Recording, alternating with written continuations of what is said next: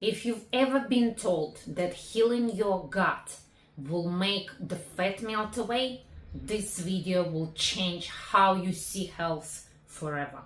Because while your microbiome plays a massive role in your digestion, mood, hormones, and immunity, it's not a fat loss hack. And yet, this is exactly what the wellness industry has turned it into. From probiotic pills to detox teas and gut resets, the word microbiome has been hijacked and you've been lied to. So today, we are stripping back the noise. You'll learn what the microbiome actually is, why it's 100% unique to you, how genetics and ancestral foods shape it, and what really happens when you try to manipulate it for fat loss or fasting trends. Let's begin by understanding the foundation, what your microbiome actually is. So let's hit the ABCs here. Number one, what is microbiome? The microbiome is your internal ecosystem, the total collection of microorganisms, their genes, and their environment are living inside of you. We are talking bacteria, fungus, viruses, and archaea, more than 100 trillion living organisms living primarily in your gut. The microbiota are the individual organisms. The microbiome is the ecosystem that includes the multitude genetic fabrics and communication with your body. Okay, think of it as like this. Your gut is a city. The microbes are the citizens, which is your microbiota. The gut walls is the infrastructure, which is your microbiome. Okay, and you are the mayor of the city. What you eat, how you live, and how you feel decide how that city functions. And here is the key. That city is different for everyone. It is influenced by your birth environment, genetics, and history. Number two, the microbiome's role in health and what happens when it's out of balance. Your microbiome is your body's silent partner.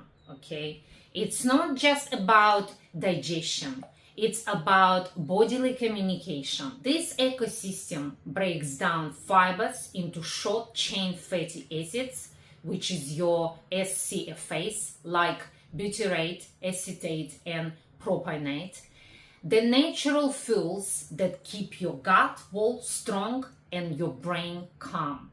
Your microbiome synthesizes vitamins such as B12, K2, and folate, essential for metabolism, mood, and skin repair. Okay, your microbiome trains your immune system to recognize what causes threat to your body and what nourishes it. Okay, your microbiome talks directly to your brain through the vagus nerve, influencing serotonin, dopamine, and even how anxious or grounded you feel. When this ecosystem is balanced, you feel it. Your digestion is smooth, your skin is clear, your energy is steady, and your mood is regulated. Okay, it makes your body run itself in a smooth, quiet harmony.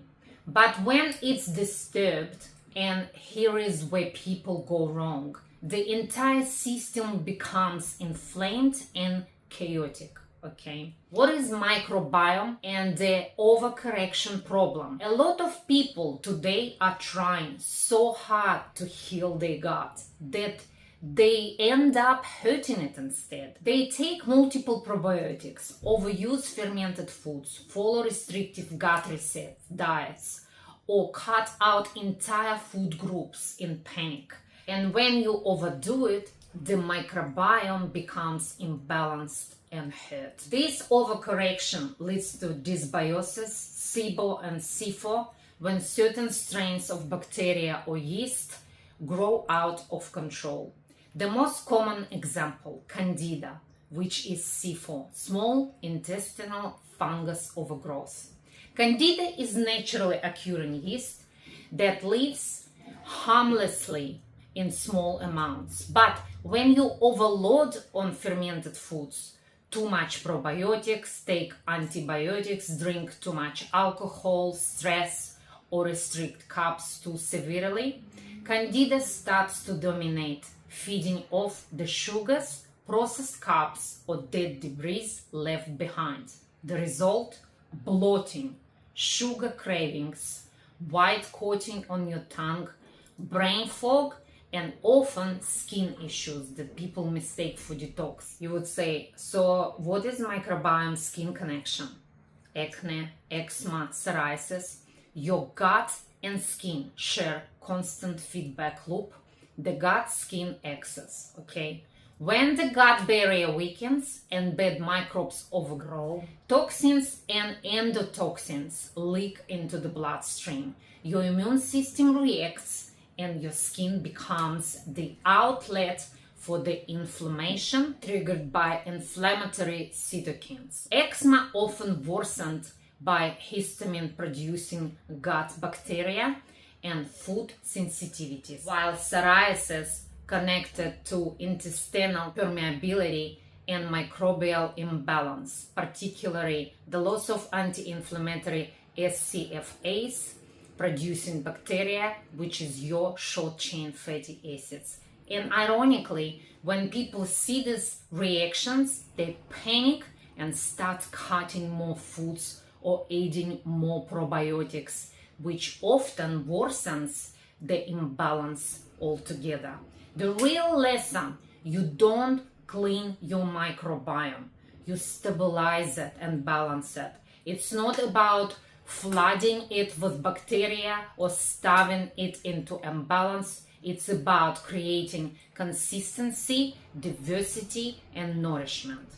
Because your microbiome doesn't thrive on extremes, it thrives on moderation, fiber, natural whole foods, movement, and calmness. If you go to war with your gut will go to war with you. Number 3, why your microbiome is unique. From the moment you were born, your microbiome started forming. For example, babies that were born traditional way or vaginally inherit their mother's bacteria, okay? However, C-section babies get a different microbial start. Your early environment, climate, pets, soil, foods, and even the quality of water you drink, all those formed and built into your microbial foundation. As you grow, the microbiome involves reflecting your culture, geography, and diet.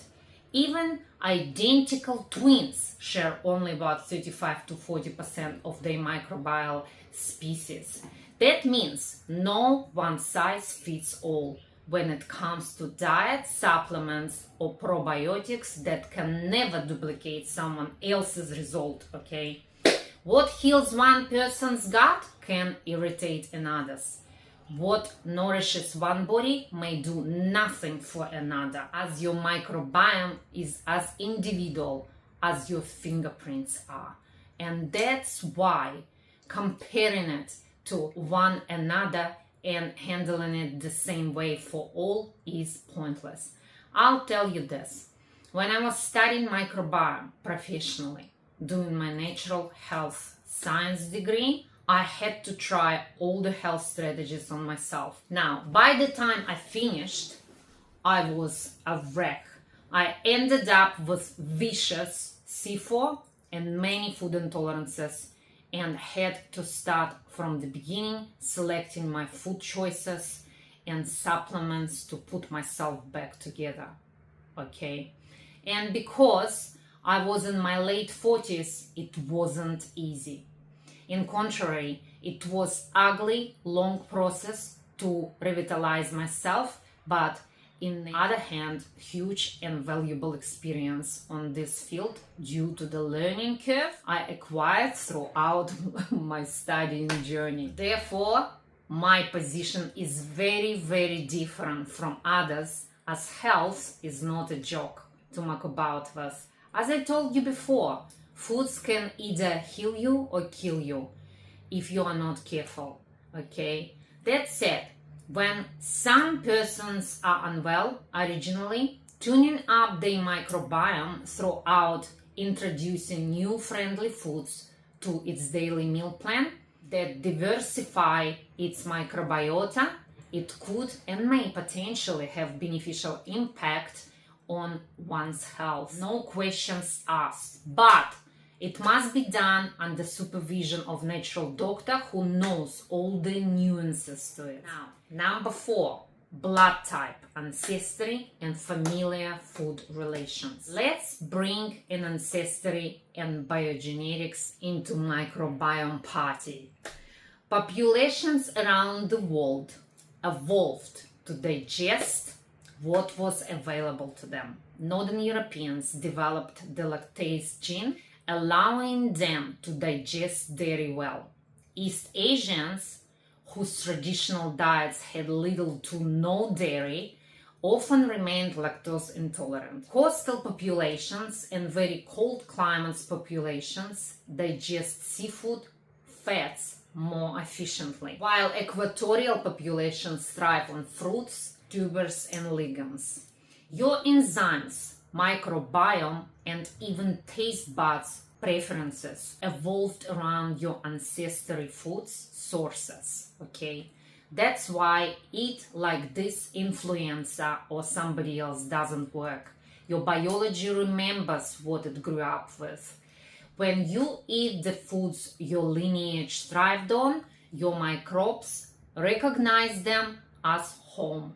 When you force modern diets, extremes, high fat, no carb, no plant, or only protein eating style plans, your microbes or microbiota, which is microbes population, don't know what to do. Okay, so the key is not copying trends, but honoring your individual evolution and balancing your microbiome with foods that are dear and familiar to you and your gut biographically. Okay. Number 5, the awful myth, microbiome and fat loss. Now, let's pull the curtain back. You've been told that if you heal your gut, you will lose fat, that bloating equals weight gain, that probiotics burn belly fat. You've seen the ads and propaganda, gut cleansers, 21-day gut resets, microbiome detox teas, and 36 hours of intermittent fasting for gut reset. All of these are lies. Here is the truth. Your microbiome influences your metabolism, yes, but it doesn't override calories. Fat loss happens when you burn more energy than you consume. Calories in versus calories out. That's physics, that's maths.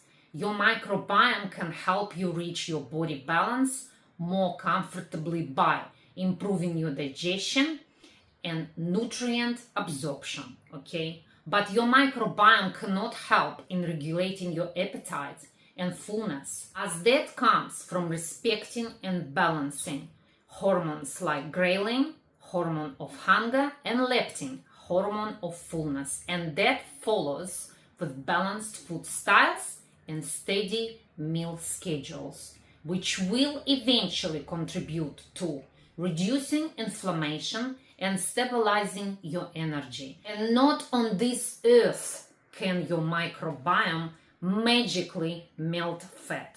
Think about it. The idea that you can repair your gut to get lean is a marketing illusion. And you have to be completely delusional to believe that you can spike up your weight loss if you are on a journey of gut reset procedure only due to hermetic stress that your body would go through while on it.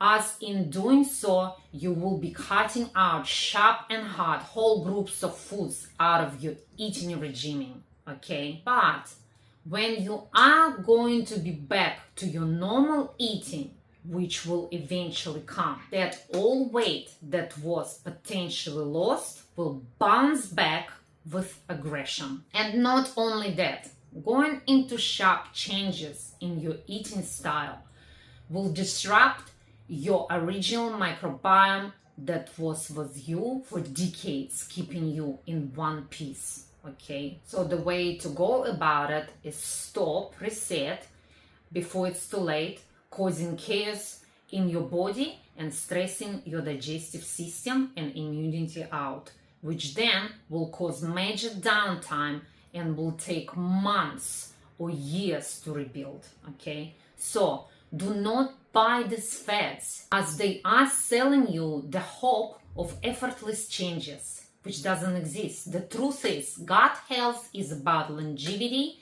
and resilience, not fast fat loss. And those companies pushing probiotic gummies and gut reset teas, it's ridiculous. They know exactly what they are doing, okay? They are using the science of the microbiome to sell you false hope. The reality is, a balanced microbiome supports long-term metabolic health, so your fat loss efforts are sustainable. But the calorie deficit still drives the outcome. So stop chasing the hacks. Eat to nourish your gut for health, not to manipulate your body into short-term results, okay? Because health built on lies never lasts. Genius is simple, okay? Number 6, how to support your unique microbiome. So now that we know what doesn't work, let's talk about what does. First, go wide, eat different foods daily. Your gut loves varieties, okay? Rotate vegetables, fruits, herbs, and lean proteins like fish, poultry, and meat. Every color, every fiber, every texture fits a different species of your bacteria, but if it is actually is there, as you may potentially miss certain type of bacteria in your gut that link to certain foods, and that have to be approached very carefully. The more diverse your plate, the stronger your gut ecosystem is. But again, go extremely slow, introducing one new food once a week while listening to your body. And if your body takes it, it's very, very good and it's a keeper. But if it doesn't, do not push it, as it means clearly it is not your biogenetical food match. As simple as that, okay? Second, feed your gut prebiotics. Those are whole potatoes, sweet potatoes, pumpkin, butternut, squash, carrots, beetroots, yams, all skin on, and also legumes and ancient whole grains. The rule is simple: cook them, cool them, and reheat them. This process forms resistant starch, which your gut bacteria ferment into butyrate, acetate, and propionate, which are your colon's natural anti-inflammatory fuel. Add oat bran and wheat bran to your breakfasts. Use garlic, onions, and spices liberally. They are ready available polyphenols and antimicrobial balances that feed the right microbes. Probiotics. Go slow. If you've never eaten fermented foods, start very small. Have a spoon of kefir, a few bites of sauerkraut, but on different days. Then pause for a week or so and watch how your body likes it. Too much, too fast can cause bloating or irritation. Rotate different probiotic foods rather than consuming them in the same day. Also, if you don't tolerate sour foods, it's okay. You can always take a good quality balanced probiotics and prebiotics blend instead. Okay. To buy a good probiotic, criteria is 15 to 18 strains, and prebiotics not only with inulin fiber but balanced with acacia fiber as well, and essential polyphenols such as star anise, cloves, cumin seeds, and cinnamon extract. Next, avoid extremes. Carnivore, keto, and protein-only diets might look disciplined, but they starve your microbiome, stripping it of fiber, its main food source. Over time, microbial diversity shrinks.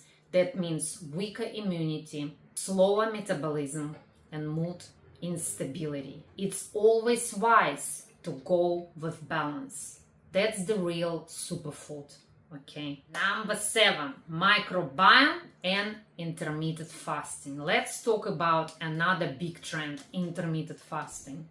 Fasting can absolutely change your microbiome, but not always for the better. Your microbes eat when you eat, okay? Short overnight fasts, 12 to 14 hours, can give your gut a reset, allowing the migrating motor complex to clear debris and rebalance bacteria. But long and aggressive fasts of 16, 18 or even 20 hours daily or more deprive your gut bacteria of their food, fibers and starches. So what actually happens when your microbes go hungry? A. They begin feeding on your intestinal mucus layer, thinning your gut barrier out. B. Produce less butyrate, reducing protection against inflammation. C. Decrease overall species diversity, rollercoasting you into the hallmark of poor gut health. And D. Increase stress hormones like cortisol and adrenaline, which reshape the microbiome towards inflammation motor. In women, chronic fasting adds another layer of stress. It suppresses thyroid activity, drops good types of estrogen, and alters gut-brain signaling, leading to bloating, cravings, chronic fatigue, and even disrupted menstrual cycles. So, while an occasional gentle fast can reset digestion, chronic fasting is a silent threat to microbial health because your gut thrives on rhythm, not starvation.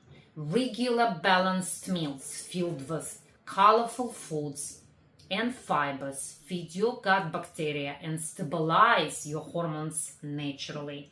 You don't heal your gut by withholding nourishment. You heal it by providing the right kind of nourishment consistently. So, let's round it up. Your microbiome is your fingerprints, one of a kind, alive and evolving with you. It's not marketing gimmicks. It's not shortcut to fat loss. It's reflection of your health balance, of how you live, eat, and feel.